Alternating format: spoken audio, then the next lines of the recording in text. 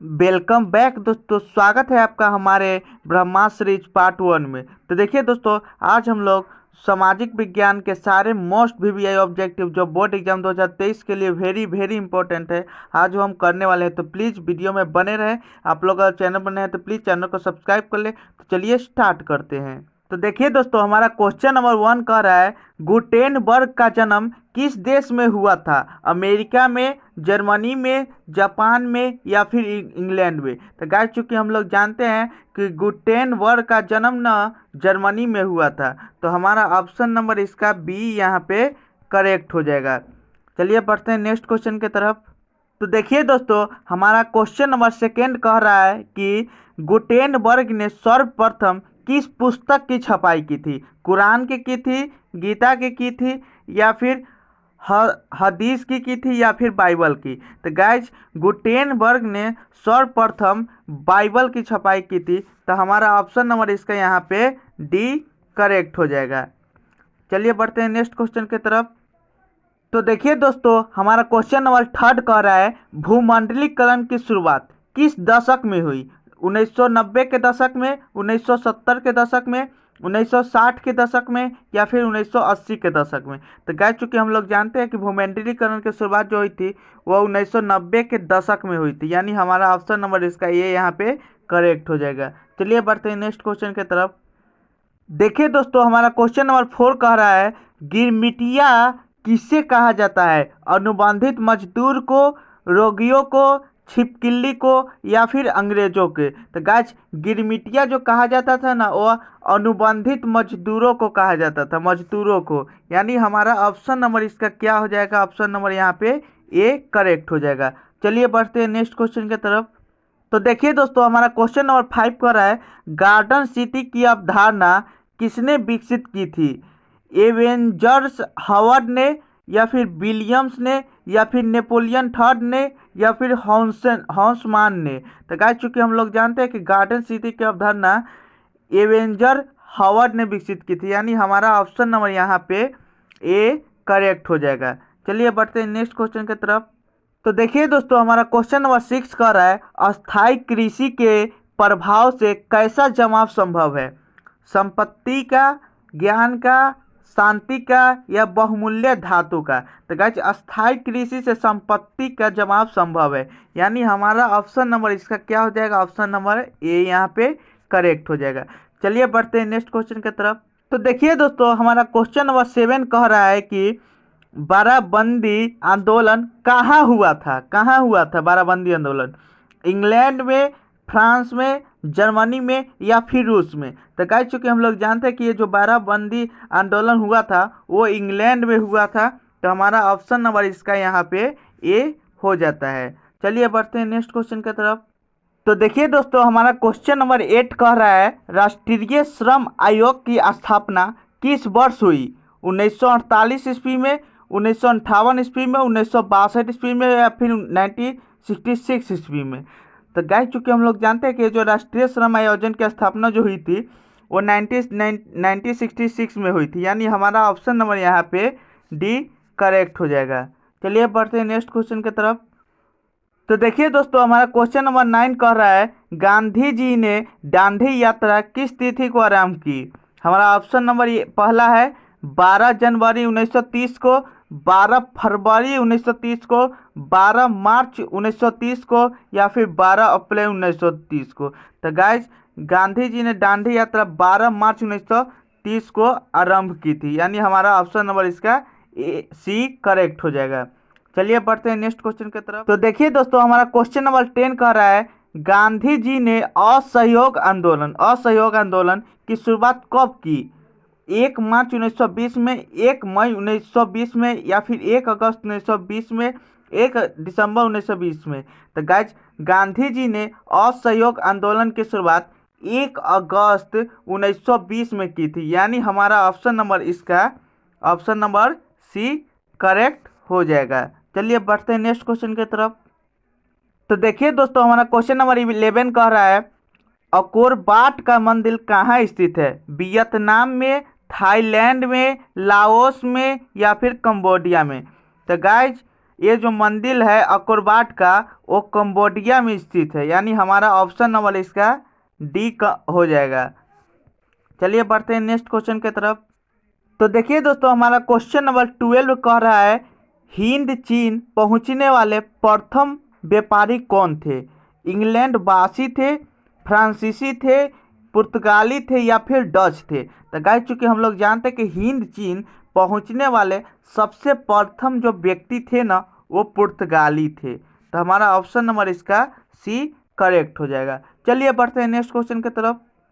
देखिए दोस्तों हमारा क्वेश्चन नंबर 13 कर रहा है वैज्ञानिक समाजवाद का जनक किसे माना जाता है? सेंट साइमन को या फिर चार्ल्स फ्यूरिये को, लुइस ब्लाव को या फिर कार्ल मार्क्स को? तो गाइज वैज्ञानिक समाजवाद का जनक कार्ल मार्क्स को माना जाता है, इसीलिए हमारा ऑप्शन नंबर यहाँ पे डी करेक्ट हो जाएगा। चलिए बढ़ते हैं नेक्स्ट क्वेश्चन की तरफ। तो देखिए दोस्तों हमारा क्वेश्चन नंबर 14 कह रहा है लाल सेना का गठन किसने किया था? कार्ल मार्क्स ने, स्टालिन ने, ट्रोट्स्की ने या फिर केरेंस्की ने? तो गाइस चूंकि हम लोग जानते हैं कि लाल सेना जो थी ना उनका गठन ट्रोट्स्की ने किया था, यानी हमारा ऑप्शन नंबर यहाँ पे सी करेक्ट हो जाता है। चलिए बढ़ते हैं नेक्स्ट क्वेश्चन की तरफ। देखिए दोस्तों हमारा क्वेश्चन नंबर 15 कह रहा है कि इटली तथा जर्मनी वर्तमान में किस महादेश के अंतर्गत आते हैं? उत्तरी अमेरिका, दक्षिणी अमेरिका, यूरोप या फिर पश्चिम एशिया? तो गाइज इटली तथा जर्मनी फिलहाल अभी यूरोप के अंतर्गत आते हैं, इसीलिए हमारा ऑप्शन नंबर यहाँ पे सी करेक्ट हो जाएगा। चलिए बढ़ते हैं नेक्स्ट क्वेश्चन की तरफ। तो देखिए दोस्तों हमारा क्वेश्चन नंबर 16 कह रहा है फ्रांस में किस शासन वंश की पुनः स्थापना वियना कांग्रेस द्वारा की गई थी? हैब्सबर्ग की, आर्लियन वंश की या फिर बुर्बो वंश की या फिर जाट शाही वंश की? तो गाइज फ्रांस में बुर्बो वंश की पुनः स्थापना वियना कांग्रेस के द्वारा की गई थी, तो हमारा ऑप्शन नंबर यहाँ पे सी करेक्ट हो जाएगा, बुर्बो वंश। चलिए बढ़ते हैं नेक्स्ट क्वेश्चन की तरफ। तो देखिए दोस्तों हमारा क्वेश्चन नंबर 17 कह रहा है कि पर्वतीय छायाकार विधि में भू आकृति पर किस दिशा से प्रकाश पड़ने की कल्पना की जाती है? उत्तर पूर्व, पूर्व दक्षिण या फिर उत्तर पश्चिम या फिर दक्षिण पश्चिम? तो गाइज इसका सही जवाब हो जाएगा उत्तर पश्चिम। उत्तर पश्चिम यानी ऑप्शन नंबर यहाँ पे हमारा सी करेक्ट हो जाएगा। चलिए बढ़ते हैं नेक्स्ट क्वेश्चन की तरफ। तो देखिए दोस्तों हमारा क्वेश्चन नंबर 18 कर रहा है उच्च बाज प्रदर्शन के लिए हैसर विधि का विकास किसने किया था? गुटेनबर्ग ने, लेहमान ने या फिर गिगिन ने या फिर रिटर ने? तो गाइस चूंकि हम लोग जानते हैं कि हैसर विधि का विकास किसने किया था? लेहमान ने किया था, यानी हमारा ऑप्शन नंबर यहाँ पे बी करेक्ट हो जाता है। चलिए बढ़ते हैं नेक्स्ट क्वेश्चन की तरफ। देखिए दोस्तों हमारा क्वेश्चन नंबर 19 कह रहा है कि बिहार में कल कितने अधिसूचित क्षेत्र में वन का विस्तार है? 6,374 किलोमीटर में, 6,370 किलोमीटर में, 6,380 किलोमीटर में या फिर 6,350 किलोमीटर में? तो गाइज बिहार में टोटल 6,374 किलो में वनों का विस्तार है, यानी हमारा ऑप्शन नंबर इसका ए हो जाएगा। चलिए बढ़ते हैं नेक्स्ट क्वेश्चन की तरफ। देखिए दोस्तों हमारा क्वेश्चन नंबर 20 कह रहा है बिहार में नहरों द्वारा सर्वाधिक सिंचाई किस जिले में होती है? सीतामढ़ी में, पटना में, रोहतास में या फिर नवादा में? तो गाइज बिहार में नहरों द्वारा सबसे ज़्यादा सिंचाई रोहतास में की जाती है, यानी हमारा ऑप्शन नंबर इसका यहाँ पे सी करेक्ट हो जाता है। चलिए बढ़ते हैं नेक्स्ट क्वेश्चन की तरफ। देखिए दोस्तों हमारा क्वेश्चन नंबर 21 कह रहा है स्वर्णिम चतुर्भुज महामार्ग से संबंधित नगर है? लखनऊ, पटना, गांधीनगर या फिर चेन्नई? तो गाइस स्वर्णिम चतुर्भुज महामार्ग है उससे संबंधित है चेन्नई, तो यानी हमारा ऑप्शन नंबर क्या हो जाएगा? ऑप्शन नंबर डी करेक्ट हो जाएगा। चलिए बढ़ते हैं नेक्स्ट क्वेश्चन की तरफ। देखिए दोस्तों हमारा क्वेश्चन नंबर 22 कर रहा है भारत का सर्वाधिक विदेशी व्यापार किस मार्ग द्वारा होता है? स्थल मार्ग द्वारा, वायु मार्ग द्वारा, समुद्री मार्ग द्वारा या पाइपलाइन द्वारा? तो गाइस चूंकि हम लोग जानते हैं कि भारत का जो सर्वाधिक विदेशी व्यापार होता है वो समुद्री मार्ग द्वारा होता है, यानी हमारा ऑप्शन नंबर यहाँ पे सी करेक्ट हो जाएगा। चलिए बढ़ते हैं नेक्स्ट क्वेश्चन की तरफ। देखिए दोस्तों, हमारा क्वेश्चन नंबर 23 कह रहा है, भारत में सबसे पहले स्थापित लोहा इस्पात कंपनी निम्नांकित में से कौन है? भारतीय लोहा इस्पात जिसको आईएसको कहते हैं, टाटा लोहा इस्पात कंपनी जिसको टिस्को कहते हैं, बोकारो स्टील सिटी, या फिर विसर्वैया लोहा और इस्पात उद्योग। तो गाइस, चूंकि हम लोग जानते हैं कि भारत में सबसे पहले स्थापित होने वाली लोहा इस्पात कंपनी में सबसे पहला नाम किसका आता है? टाटा लोहा इस्पात, जिसको हम लोग टिस्को के भी नाम से जानते हैं। यानी हमारा ऑप्शन नंबर इसका बी करेक्ट हो जाएगा। चलिए बढ़ते हैं नेक्स्ट क्वेश्चन की तरफ। देखिए दोस्तों, हमारा क्वेश्चन नंबर 24 कह रहा है, निम्नांकित में से कौन उद्योग कृषि पर आधारित नहीं है? कौन उद्योग कृषि पर आधारित नहीं है? सूती वस्त्र, सीमेंट, चीनी, या फिर जूट वस्त्र। तो दोस्तों यहाँ पे देखिए कि सूती वस्त्र, यहाँ पे चीनी और जूट वस्त्र कृषि पर आधारित है, बट सीमेंट नहीं है, इसीलिए हमारा ऑप्शन नंबर इसका यहाँ पे बी करेक्ट हो जाएगा। चलिए बढ़ते हैं नेक्स्ट क्वेश्चन की तरफ। देखिए दोस्तों, हमारा क्वेश्चन नंबर 25 कह रहा है कि निम्नलिखित में खरीफ फसल कौन है? खरीफ फसल पूछ रहा है, गेहूं, सरसों, चावल या मटर।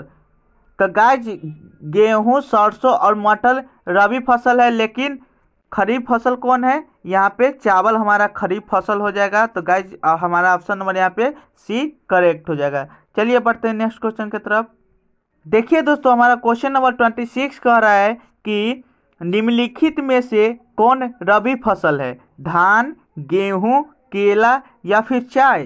तो गाइस, चूंकि हम लोग जानते हैं कि रबी फसल गेहूं होता है, यानी हमारा ऑप्शन नंबर यहाँ पे बी करेक्ट हो जाएगा। चलिए बढ़ते हैं नेक्स्ट क्वेश्चन की तरफ। देखिए दोस्तों, हमारा क्वेश्चन नंबर 27 कह रहा है, सोपानिक कृषि किस राज्य में प्रचलित है? बिहार का मैदानी क्षेत्र, उत्तराखंड, हरियाणा या फिर पंजाब। तो गाइज, सोपानिक कृषि जो प्रसिद्ध है वो उत्तराखंड में प्रसिद्ध है, यानी हमारा ऑप्शन नंबर यहाँ पे बी करेक्ट हो जाएगा। चलिए बढ़ते हैं नेक्स्ट क्वेश्चन की तरफ। तो देखिए दोस्तों, हमारा क्वेश्चन नंबर 28 कह रहा है कि सीमेंट उद्योग का सबसे प्रमुख कच्चा माल क्या है? चूना पत्थर, बॉक्साइट, ग्रेनाइट या फिर लोहा। तो गाइस, चूंकि हम लोग जानते हैं कि सीमेंट उद्योग का सबसे प्रमुख कच्चा माल क्या होता है? हमारा ऑप्शन नंबर ए चूना पत्थर। चलिए बढ़ते हैं नेक्स्ट क्वेश्चन की तरफ। देखिए दोस्तों, हमारा क्वेश्चन नंबर 29 कह रहा है, सामान्य संचार व्यवस्था के बाधित होने का मुख्य कारण क्या है? सामान्य संचार व्यवस्था। पहला ऑप्शन कह रहा है केबलों का टूट जाना, टावरों की ऊंचाई में कमी, संचार टावरों की दूरी, या फिर इनमें से कोई नहीं। तो गाइज, चूंकि हम लोग जानते हैं कि संचार व्यवस्था कब बाधित हो जाती है? जब केबल टूट जाता है, यानी हमारा ऑप्शन नंबर इसका यहाँ पे ये करेक्ट हो जाएगा। चलिए बढ़ते हैं नेक्स्ट क्वेश्चन की तरफ। देखिए दोस्तों, हमारा क्वेश्चन नंबर 30 कह रहा है कि सूखे से बचाव का एक मुख्य तरीका है। क्या है वो तरीका? वर्षा जल संग्रह करना, नदियों को आपस में जोड़ देना, या फिर बाढ़ की स्थिति उत्पन्न करना, इनमें से कोई नहीं। तो गाइस, चूंकि हम लोग जानते हैं कि सूखे से बचाव के लिए सबसे प्रमुख तरीका जो होता है वो वर्षा जल संग्रह होता है, यानी हमारा ऑप्शन नंबर जो यहाँ पे हो जाएगा ए यहाँ पे करेक्ट हो जाएगा।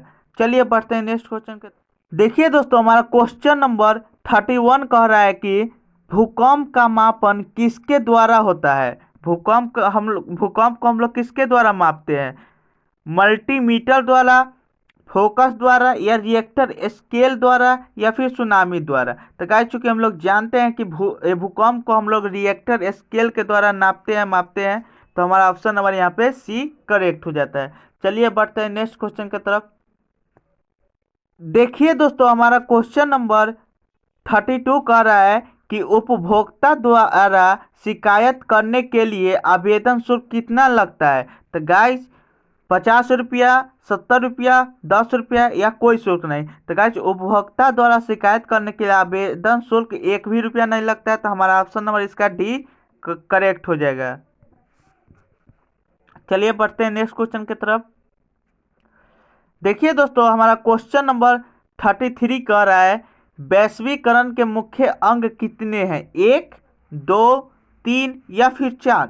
तो गाइस चूंकि हम लोग जानते हैं कि वैश्वीकरण जो होता है उनके मुख्य अंक टोटल 4 होते हैं, तो हमारा ऑप्शन नंबर इसका डी करेक्ट हो जाएगा। चलिए अब बढ़ते हैं नेक्स्ट क्वेश्चन की तरफ। देखिए दोस्तों, हमारा क्वेश्चन नंबर 34 कह रहा है कि ऊर्जा के मुख्य स्रोत क्या है। तो ऊर्जा के मुख्य स्रोत क्या है, तो गाइज हमारा कोयला ऊर्जा का मुख्य स्रोत है, पेट्रोलियम भी है, विद्युत भी है। तो गाइज इसका सही जवाब हो जाएगा इनमें सभी। तो हमारा ऑप्शन नंबर इसका यहाँ पे डी करेक्ट हो जाएगा। चलिए बढ़ते हैं नेक्स्ट क्वेश्चन की तरफ। देखिए दोस्तों, हमारा क्वेश्चन नंबर 35 कह रहा है भारत के केंद्रीय बैंक कौन है। रिजर्व बैंक ऑफ इंडिया, क्षेत्रीय ग्रामीण bank, state bank of India या फिर पंजाब नेशनल बैंक। तो गाइज भारत का जो केंद्रीय बैंक है वो रिजर्व बैंक ऑफ इंडिया है। तो हमारा ऑप्शन नंबर इसका ए करेक्ट हो जाएगा। चलिए बढ़ते हैं नेक्स्ट क्वेश्चन की तरफ। देखिए दोस्तों, हमारा क्वेश्चन नंबर 36 कर रहा है विनिमय का सर्वोत्तम माध्यम क्या है। वस्तु, चेक, मुद्रा या फिर प्रतिज्ञा पत्र। तो गाइज विनिमय का सर्वोत्तम जो माध्यम होता है वो मुद्रा होता है। तो हमारा ऑप्शन नंबर इसका यहाँ पे सी करेक्ट हो जाएगा। चलिए बढ़ते हैं नेक्स्ट क्वेश्चन की तरफ।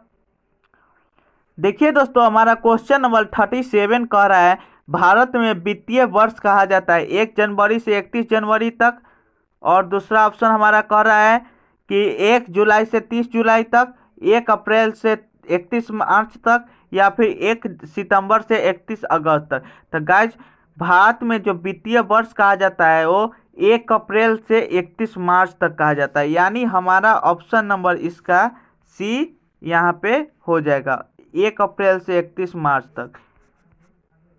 तो चलिए बढ़ते हैं नेक्स्ट क्वेश्चन की तरफ।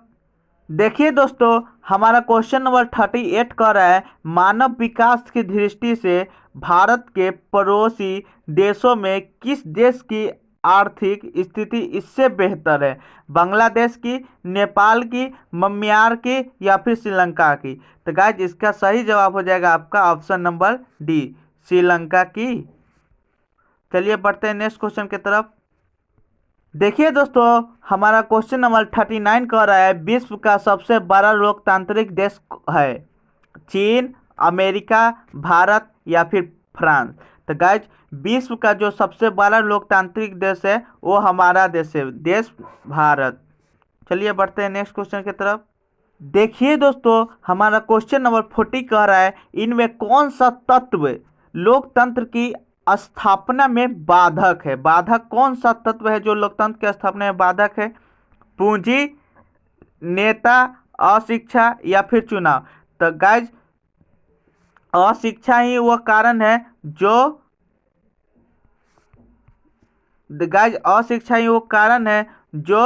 यहाँ पे लोकतंत्र की स्थापना में बाधक है। तो हमारा सही ऑप्शन क्या हो जाएगा, ऑप्शन नंबर सी। चलिए बढ़ते हैं नेक्स्ट क्वेश्चन की तरफ। देखिए दोस्तों, हमारा क्वेश्चन नंबर 41 कर रहा है सूचना के अधिकार आंदोलन की शुरुआत कहाँ से हुई। राजस्थान से, दिल्ली से, तमिलनाडु से या फिर बिहार से। तो गाइज सूचना का जो अधिकार था उसकी आंदोलन की शुरुआत राजस्थान से हुई थी, यानी हमारा ऑप्शन नंबर इसका यहाँ पे ए करेक्ट हो जाएगा। चलिए बढ़ते हैं नेक्स्ट क्वेश्चन की तरफ। देखिए दोस्तों, हमारा क्वेश्चन नंबर 42 कह रहा है कि भारत में राष्ट्रीय स्तर पर पंचायती राज की स्थापना कब हुई थी। तो गाइस चूंकि हम लोग जानते हैं कि भारत में राष्ट्रीय स्तर पर पंचायती राज की स्थापना 1959 में हुई थी। तो हमारा ऑप्शन नंबर इसका ए करेक्ट हो जाएगा। चलिए बढ़ते हैं नेक्स्ट क्वेश्चन की तरफ।